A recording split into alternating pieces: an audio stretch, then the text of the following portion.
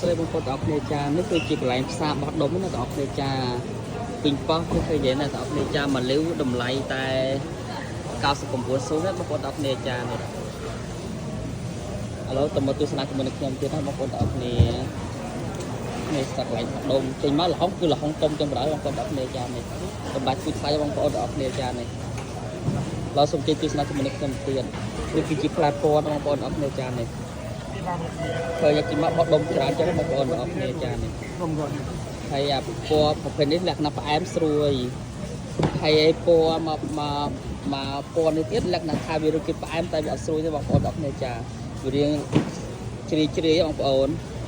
ឡើយមកទស្សនាជាមួយខ្ញុំនេះខ្ញុំទៀតណាបងប្អូនចាផ្លែនេះខ្ញុំមើលខ្ញុំមិនដឹងថាផ្លែអីណាបងប្អូនចាខ្ញុំមិនវិញខ្ញុំស្គាល់តែផ្លែល្មុតក៏ប៉ុន្តែមិនមែនទេបងប្អូនចា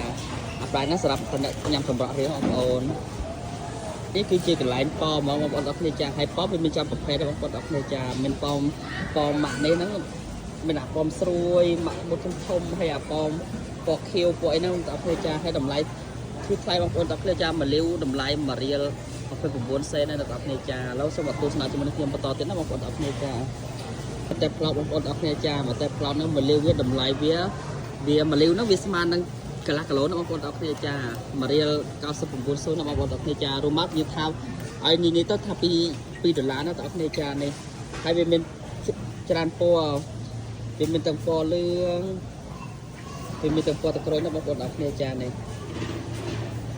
ហើយមួយទៀតនៅពណ៌បៃតងបងប្អូនទាំងគ្នាបងប្អូនឥឡូវនាងខ្ញុំមករកមកតែទៀតនៅបងប្អូនគ្នាចាមកតែ3ប្រអប់នេះណាបងប្អូនគ្នា3ប្រអប់ធំៗនេះតម្លៃតែ$4បងប្អូនទាំងគ្នាចានេះល្អណាបងប្អូនចានេះបាទមកប្រអប់នោះវា1រៀលកន្លះណាបងប្អូនចាបើយើងទិញ3ប្រអប់វាតែ$4ទេបងប្អូន